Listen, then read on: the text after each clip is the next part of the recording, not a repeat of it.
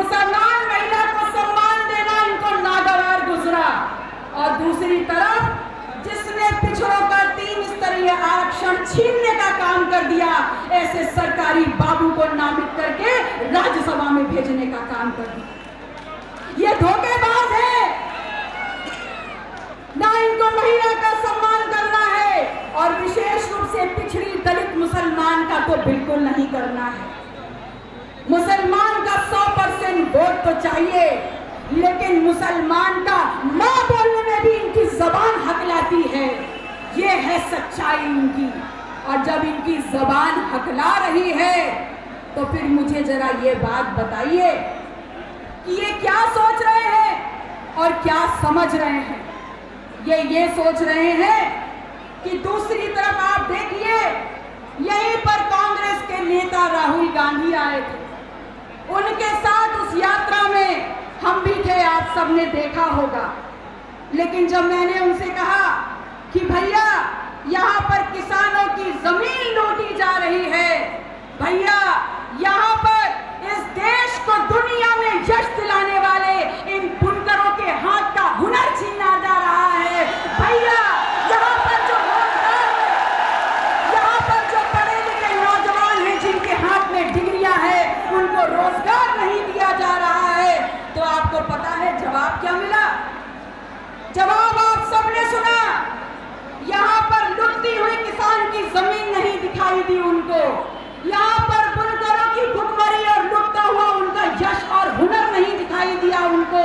यहाँ पर लुटता हुआ नौजवानों का रोजगार नहीं दिखाई दिया उनको। अगर राहुल भैया को कुछ दिखाई दिया तो उनको चंद मुट्ठी भर लोग शराब पीने के बाद हिलते डुलते सड़कों पे नजर आ गए। ये है असलियत। और उनको राजनीतिक अहमियत रखने वाला दिखा। क्या समझते हैं ये लोग कि आपको लूटते रहेंगे और अपने बीच में ये बातें करते रहेंगे कांग्रेस और समाजवादी पार्टी के लोग कि घेर लो, एक हो जाओ, घेर लो इन मुसलमानों को, कहीं भागने ना पाए। क्या समझ रखा है? ये मुसलमान मुर्गी है क्या कि पकड़ लोगे, काट लोगे और पका के खा जाओगे? ये है उनकी असलियत। और मैं आपसे कहने आई हूं कि मंच पर बैठे हैं असद भाई, इनको मैंने बहुत बार कहते सुना है कि भारतीय जनता पार्टी को जिताने वाले यही विपक्षी का चेहरा ओढ़ने वाले लोग हैं। वरना क्या कारण है कि जब पूरा का पूरा मुसलमान, बहुत पिछड़ा और दलित आपके साथ लगातार 2014 में, 2017 में, 2019 में और 2022 में खड़ा रहा, तो ये हार कैसे गए? इस बात का जवाब आपको ढूंढना है। और आपको पता है इस बात का जवाब क्या है? इस बात का जवाब इतिहास के पन्नों में दबा हुआ है। इतिहास की एक बहुत मशहूर घटना है, बहुत मशहूर युद्ध है। शायद आप में से बहुत से लोगों ने सुना हो, प्लासी का युद्ध। वो युद्ध जहां पर नवाब सिराजुद्दौला, जिनके पास 18,000 की पराक्रमी सैनिकों की सेना थी, वो लड़ाई लड़े बिना ही 350 सैनिकों की सेना रखने वाले ईस्ट इंडिया कंपनी से हार गए। पता है क्यों? ऐसा नहीं था कि ईस्ट इंडिया कंपनी के वो 350 जो सैनिक थे बड़े काबिल थे, पराक्रमी थे। असलियत तो ये थी कि नवाब सिराजुद्दौला का एक एक सैनिक 100 पे भारी था। लेकिन उसके बावजूद नवाब सिराजुद्दौला हारे। 18,000 सैनिकों की सेना हारी। पता है क्यों? क्योंकि कमजोर सिराजुद्दौला का वो सेनापति मीर जाफर दिख गया, वो निकल गया दलाल। तो मैं आपको कहने आई हूं, आप सबका आह्वान करने आई हूं कि बार बार ये कमजोर गद्दार मीर जाफर को अपने वोटों की सौदेबाजी करने का अधिकार मत दीजिए।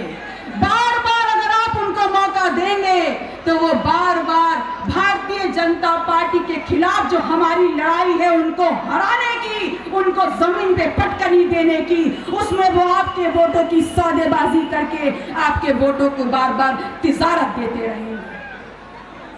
एक ऐसे धोखेबाज गद्दार सेनापति से लाख गुना बेहतर है आप एक ईमानदार सेनापति को चुनने का काम कर रहे हैं, जो कम से कम आपके दुख और सुख में आपके साथ खड़ा तो होगा। इसलिए मैं आप सभी नौजवान साथियों का, झरोखे के पीछे खड़ी अपनी महिलाओं, माताओं, बहनों का, बुजुर्गान का, सबका आह्वान करने आई हूं कि याद रखिएगा, भारतीय जनता पार्टी को धूल चटाने का अगर माता किसी में है तो उसी आम आदमी में है जो दिन रात मेहनत करता है और 2 जून की रोटी कमाता है। वो कभी नहीं कर सकता जिसके ऊपर खनन घोटाले की जांच चल रही हो, वो कभी नहीं कर सकता जिसके ऊपर आय से अधिक संपत्ति के मामले हो, वो कभी नहीं कर सकता जो भ्रष्टाचार में लिप्त हो। भारतीय जनता पार्टी भ्रष्टाचार का दलदल है और उस दलदल में घुस करके, उतर करके, वापस उबर करके अगर कोई आएगा तो वही आदमी आ सकता है जिसके पास ईमान हो और जिसके रगों में मेहनत का खून बहता हो। मैं आप लोगों से कहने आई हूं कि ये पीडीएम आपका है, पिछड़ा दलित मुसलमान। हम आपकी ताकत आपके साथ खड़े होकर के बढ़ाने आए हैं और आप लोगों का आह्वान करने आई हूं कि पूरी ताकत से एक बार एक साथ आ जाइए, इनको धूल चटा देंगे और इनको बताने का काम करेंगे कि जब जब इस देश का किसान, मजदूर, कमेरा समाज जागता है, मेहनत का समाज जागता है तो बड़ी बड़ी सल्तनत हिल जाती है। ये बताने हम आपके बीच में आए। हम आपसे ये कहने आए हैं कि याद रखिए, ये जो लोग हैं ये बड़ी चतुराई से आपके बीच में आएंगे, आपको उल्टी सीधी बातें भी समझाएंगे, लेकिन आपको ये याद रखना है, हमको ये याद रखना है कि आपने किया क्या है। आपने 2014 में इनको मौका दिया, 2019 में इनको मौका दिया, अब 2024 में भी इनको मौका देना चाहते हैं। लेकिन मौका देने से पहले इनसे ये तो पूछ लीजिए कि 10 सालों में इन्होंने किया क्या। क्या 10 सालों में बनारस हिंदू यूनिवर्सिटी, वो कैंपस जो अपने आप को एक मॉडल कैंपस के रूप में डेवलप किया था और जहां से निकलने वाले छात्र छात्राएं विश्व में अपनी क्षमता का लोहा मनवाते थे, आज उन लोगों की बौद्धिक क्षमता क्या विकसित हुई है। इन लोगों से पूछिए कि 10 साल में इस देश का किसान, इस देश का कमेरा जो खेत खलिहानों से फसल निकाल करके इस धरती का मान बढ़ाता था, क्या आज उसको वो सम्मान मिल पाया है। इन लोगों से पूछिए कि दुनिया भर में अपने हाथों के हुनर से इस देश को और इस धरती को यश दिलाने वाले, क्या इन बुनकरों की जिंदगी में कोई बढ़ोतरी हुई है, क्या उनकी कला में कोई इजाफा हुआ है। अगर नहीं तो फिर तीसरी बार इनको मौका क्यों। क्या हमारी जिम्मेदारी सिर्फ हमारी रोजी रोटी तक है? क्या हमारी जिम्मेदारी सिर्फ हमारी शिक्षा तक है? अगर इनको तीसरी बार मौका दिया तो याद रखिएगा, 2000 में मौका मिला तो घाट बेचे, बनारस का इतिहास बेचा, ये देश बेच रहे हैं और प्रदेश कहते हैं कि बीजेपी को, ये कहते हैं बीजेपी को ये हराएंगे और हमको कहते हैं कि हम बी टीम हैं। अगर हम बी टीम हैं तो आपने इस विधानसभा के सदन में मेरी सारी उपस्थितियां देखी हैं, आपने सुना है और आपने देखा है। आप लोगों ने सड़कों पर मेरा संघर्ष देखा है कि जब जब मेहनत का समाज ने, कमेरा समाज ने मुझे आवाज दी है, मैं उनके साथ खड़े होकर के सड़क से सदन तक लड़ने का मैंने काम किया है। अगर आपको किसी को भी मेरे उन कार्यों में, मेरी सोच में अगर जरा सी भी मिलावट समझ में आती है, दिखती है तो बता दीजिए। तो अगर मिलावट नहीं दिखती तो बी टीम हम कैसे हुए? असल में उनको समझ में आ गया है कि बीजेपी की ए टीम और बी टीम दोनों वही है। बस वक्त का इंतजार है कि आप कितनी जल्दी उनको डंडे की और लाठी की चोट पे समझाने का काम कर दे कि पीडीएम बी टीम नहीं है, पीडीएम आम आदमी की सेना है, मेहनत का समाज की सेना है। और अगर बीजेपी को कोई टक्कर दे करके गिरा सकता है तो सिर्फ और सिर्फ पीडीएम गिरा सकता है। मैं आप लोगों से कहने आई हूं कि याद रखिएगा आज, और इनको चुनौती भी दे रही हूं कि हम लोग कौन हैं। हम लोग गरीबी रेखा से नीचे रहने वाले लोग हैं, बीपीएल, और हम लोग वो हैं जिनको ये 5 किलो राशन देकर के अपने पक्ष में कर रहे हैं। तो मैं चुनौती देती हूँ सरकार को और उनकी तमाम एजेंसियों को कि आप जाएं, गलियों में जाएं और ये बताने का काम करें कि आपकी लिस्ट में और आपकी योजनाओं में जो लोग बीपीएल के अंतर्गत अंकित हैं, क्या वो पिछड़ा दलित मुसलमान नहीं है। आज शिक्षा के अभाव में जिस बच्चे की जिंदगी अंधेरे में गुजर रही है, क्या वो इस देश का पिछड़ा दलित मुसलमान नहीं है। जिसको दवाई के अभाव में जिसकी जान जा रही है जिस बच्चे की, क्या वो पिछड़ा दलित मुसलमान नहीं है। वो नौजवान जो डिग्री लेकर के बेरोजगार होकर के सड़कों पे घूम रहा है और उसकी जवानी और जिंदगी बेपनाह घूम रही है, क्या वो पिछड़ा दलित मुसलमान नहीं है। किसी भी झरोके से देखिए, किसी भी कोने से देखिए, जहां भी नजर डालेंगे सबसे ज्यादा शोषण अगर किसी का हुआ है तो पिछड़ा दलित मुसलमान का हुआ है।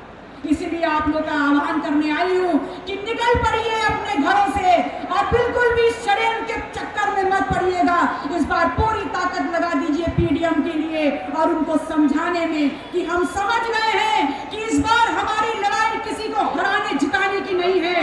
हमारी लड़ाई अपने आप को जिताने की है, अपने समाज, अपने कौम को जिताने की है, हमारे बाल बच्चों की है और इस बात की है कि कल अपनी पीढ़ियों के सामने हम ये उदाहरण रख सके कि बच्चों हम लड़े, हम खड़े हुए, हमने मुकाबला किया और इनको गिरा करके हम विजयी हुए। इस साथ के साथ, इस ताकत के साथ हमको आगे बढ़ना। कैसे होता है ये कि 2022 में ये पिछड़ा दलित मुसलमान घंटों लाइन में लग करके इनको वोट दिया और उसके बाद नतीजा क्या निकला। मैं सिराथू से चुनाव लड़ी और मैंने वहां पर आताताई भ्रष्टाचारी जो उप मुख्यमंत्री है इस प्रदेश का केशव मौर्य को पटकनी देने का काम किया। तो जब मैं वहां पर जीत गई तो पूरे प्रदेश में ये पिछड़ा दलित मुसलमान कैसे हारा। पता है कैसे हारा? वो बैठा है ना कमजोर मीर जाफर, वो ना खुद जीत रहा है, ना हमको जीतने दे रहा है और ना लड़ने दे रहा है। इसलिए आप लोगों से बोल रही हूँ कि षड्यंत्र के जाल से बाहर आइए और पूरी ताकत से इस झंडे को, इस पीडीएम को लेकर के खड़े हो जाइए और एक सुर में बोलिए कि जीतेगा तो पीडीएम जीतेगा और अगर इनको निकालेगा कोई यहाँ से बाहर तो पीडीएम निकालेगा। ये क्या कह रहे थे? आपको पता है कि तथागत